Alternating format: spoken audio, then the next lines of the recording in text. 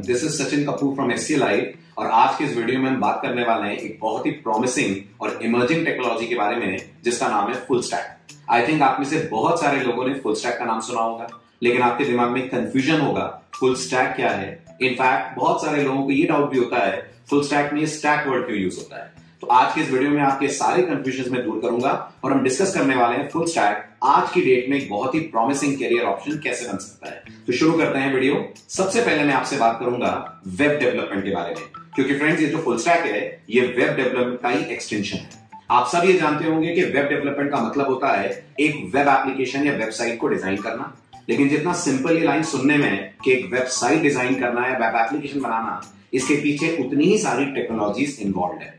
तो जब भी कभी अपन वेब डेवलपमेंट की बात करते हैं, जब भी हम सोचते हैं कि हम Amazon, फ्लिपकार्ट या इंस्टाग्राम जैसी कोई वेब एप्लीकेशन या वेबसाइट बनाएं, तो हमें बहुत सारे एरियाज पे काम करना होता है। प्राइमरीली किसी वेब एप्लीकेशन को डेवलप करने में फ्रेंड्स तीन तरह के एरियाज, तीन तरह की टेक्नोलॉजीज काम आती है। इसमें से पहली कहलाती है फ्रंट एंड टेक्नोलॉजीज, दूसरी कहलाती है बैक एंड और तीसरी कहलाती है डेटाबेस। ठीक है, अब ये क्योंकि तीनों एक साथ काम करती हैं, लेयर्ड वे में काम करती हैं, इसलिए आपको वर्ड सुनने को मिलता है स्टैक। आप जानते होंगे स्टैक नॉर्मली हम प्रोग्रामिंग में उसे बोलते हैं जिसमें लेयर्ड वे में डेटा रखा जाता है। For example stack of books, for example stack of plates, बिल्कुल ऐसे इसको बोला गया है फुल स्टैक। आप इसको फुल स्टैक क्यों बोलते हैं उस पर ध्यान दीजिएगा। तो जब भी आप कभी वेब डेवलपमेंट के बारे में सोचते हैं, आप शुरुआत करते हैं सबसे पहले अपनी वेबसाइट का लुक एंड फील डिसाइड करके। इसको फ्रेंड्स हम बोलते हैं फ्रंट एंड वाला पार्ट। यानी जब आप कोई भी वेब एप्लीकेशन ओपन करते हैं, वेबसाइट ओपन करते हैं, अभी ज्यादा टेंशन मत लीजिएगा कि मैं कभी वेब एप्लीकेशन वेबसाइट बोल रहा हूं, ये सब हम क्लियर करेंगे आगे डिटेल्ड वीडियोस में। अभी के लिए नोटिस करिए, जब भी आप कोई वेबसाइट डिजाइन करते हैं या वेब एप्लीकेशन डिजाइन करते हैं, तो जो उसका लुक आपको दिखता है, फॉर एग्जाम्पल क्या कलर्स होंगे, क्या कंपोनेंट्स होंगे, बटन कहां दिखेगा, बटन क्लिक पे क्या होगा, क्या डेटा आएगा, ये सब कुछ आप डिसाइड करते हैं with the help of front end part, right. तो फॉर एग्जांपल मान लीजिए आपने Amazon ओपन करा। अब जब Amazon का पेज ओपन होता है आपके सामने इतने सारे प्रोडक्ट्स दिखाता है, इतनी सारी इंफॉर्मेशन दिखाता है, ये दिखाने का काम कर रहा है फ्रंट एंड, राइट। अब सॉल्व करिए, नोटिस करिए, फ्रंट एंड तो डेटा अपनी तरफ से लाएगा नहीं, डेटा इसको प्रोवाइड करने का काम करता है बैक एंड। यानी अगर आपको Amazon कोई फोन दिखा रहा है जो आज सेल पे है, तो इस फोन का जो डेटा पुल करा जा रहा है वो पुल करा जा रहा है फ्रॉम बैकएंड। बैकएंड हमारी सेकंड लेयर हो गई, लेकिन बैकएंड के पास डेटा नहीं है, डेटा एक्चुअली में डेटाबेस के पास है। तो डेटाबेस से डेटा पुल करना बैकएंड का काम है और इस पुल्ड डेटा को स्क्रीन के ऊपर शो करना ये फ्रंट एंड का काम है। मैं एक बहुत सिंपल एग्जांपल आपको देता हूं। इमेजिन करिए आप किसी कॉलेज की वेबसाइट पे लॉगिन करके अपनी मार्कशीट देखते हैं। अब आप सोचिए आपकी मार्कशीट का जो डेटा है, आपके जो मार्क्स हैं, परसेंटेज है, वो एक डेटाबेस में जाकर स्टोर हुआ होगा, करेक्ट। वो डेटाबेस से उस मार्क्स और परसेंटेज को पुल करना ये बैकएंड का काम है और वो पुल्ड डेटा को आपके सामने टेबल के फॉर्म में दिखाना, उसमें रोज लगाना, रोज को ऑल्टरनेटिवली ग्रीन और व्हाइट या किसी भी कलर में शो करना, that is basically the job of front end part, right. I hope आपको समझ आ गया होगा। जो दिख रहा है दैट इज फ्रंट एंड, जहां से डेटा आ रहा है, जो डेटा प्रोवाइड कर रहा है दैट इज बैक एंड, और एक्चुअल में डेटा जहां पर स्टोर्ड है, जो सिर्फ डेटा रखने का काम कर रहा है, that is our database part.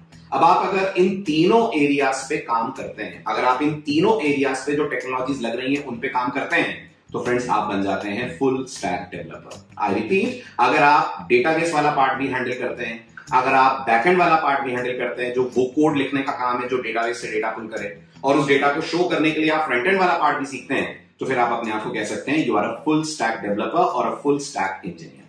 अब बात करते हैं इन तीनों लेयर्स पे क्या क्या टेक्नोलॉजीज लगती हैं जो हमें सीखनी चाहिए, कैसे करेंगे हम फुल स्टैक डेवलपमेंट। तो सबसे पहले आता है फ्रंट एंड वाला पार्ट। फ्रंट एंड वाले पार्ट में आपके पास कोई चॉइस नहीं है, आपको तीन टेक्नोलॉजी सीखनी ही पड़ती हैं और ये है HTML, CSS और जावास्क्रिप्ट। मैं रिपीट करता हूं, फ्रंट एंड में कोई चॉइस नहीं है। मैं ऐसा इसलिए बोल रहा हूं क्योंकि बैकएंड और डेटाबेस में बहुत सारे ऑप्शंस हैं, लेकिन फ्रंट एंड में कोई ऑप्शन नहीं है। आपको HTML सीखनी पड़ेगी, CSS सीखनी ही पड़ेगी, जावास्क्रिप्ट सीखनी ही पड़ेगी। ये तीनों most important component, ingredient, technology, कुछ भी बोल लीजिए, जो फ्रंट एंड लेयर को डेवलप करवाने का काम करते हैं। अब बात करते हैं बैकएंड पे हम क्या कर सकते हैं। तो फ्रेंड्स बैकएंड पे अगर आपने जावा करी हुई है तो आप जावा के फ्रेमवर्क्स, जावा से आगे बढ़ सकते हैं, दैट स्प्रिंग कर सकते हैं, हाइबरनेट कर सकते हैं, एडवांस जावा कर सकते हैं। अगर आपने पाइथन करी हुई है तो आप बैकएंड वाला पार्ट जैंगो से हैंडल कर सकते हैं। और अगर आपको लग रहा है मैंने जावा या पाइथन नहीं करी है तो बहुत इजी है आपके लिए कि आप बैकएंड वाला पार्ट नोड के थ्रू हैंडल करें। और फ्रेंड्स, जो मर्न वर्ड आपने सुना होगा उसमें जो एन आता है ये यही नोड का एन होता है। तो अगर आपको बैकएंड वाला पार्ट जावा या पाइथन पे नहीं करना है, आप इजीली उसे जावास्क्रिप्ट पे कर सकते हैं। और जो डेटाबेस वाला पार्ट है, चॉइस आपकी है, आप चाहें तो वो डेटाबेस MySQL के थ्रू कर सकते हैं, Oracle के थ्रू कर सकते हैं, SQLite के थ्रू कर सकते हैं, या फिर आजकल आपने सुना होगा MongoDB एक बहुत पॉपुलर चॉइस है डेटाबेसेस के लिए, जो एक NoSQL डेटाबेस होता है, आप उसको भी यूज कर सकते हैं अपने बैकएंड के लिए। तो अगर आपने MongoDB पढ़ लिया, राइट, तो आप डेटाबेस इंजीनियर हो गए। अगर आपने नोड पढ़ लिया या स्प्रिंग पढ़ लिया या Django पढ़ लिया, आप बैकएंड इंजीनियर हो गए। और अगर आपने HTML CSS जावास्क्रिप्ट भी कर ली, तो आप अपने आप में हो गए फ्रंट एंड इंजीनियर। और आपने अगर तीनों कर लिया, आई होप समझ आ गया होगा, आप हो गए फुल स्टैक इंजीनियर या फुल स्टैक डेवलपर। अब इसमें मर्न इतना ज्यादा क्यों है? आपने देखा होगा जनरली आप अगर आप जॉब साइट्स पे जाते हैं तो आपको मर्न के लिए ओपनिंग्स भी बहुत मिलती हैं, मर्न के पैकेजेस भी बहुत अच्छे हैं। तो मर्न इतना पॉपुलर क्यों है? इसका पहला सिंपलिस्टिक रीजन ये है कि क्योंकि ऑलरेडी आपने फ्रंट एंड में जावास्क्रिप्ट पढ़ी है। जैसा मैंने कहा था, फ्रंट एंड में कोई चॉइस नहीं है, आपको HTML CSS जावास्क्रिप्ट पढ़नी पड़ेगी। मर्न इसी जावास्क्रिप्ट को एक्सटेंड कर देता है बैकएंड पे भी और डेटाबेस वाले पार्ट के लिए भी। मतलब आपको कोई तीसरी या दूसरी लैंग्वेज नहीं पढ़नी है बैकएंड पे और डेटाबेस वाले पार्ट पे काम करने के लिए। जबकि आप बाकी लैंग्वेजेस के थ्रू जाते हैं तो आपको पहले कोर जावा करनी पड़ेगी, तो आप बैकएंड वाला पार्ट जावा पे कर पाएंगे। कोर जावा का फ्रंट एंड से कोई लेना देना नहीं है।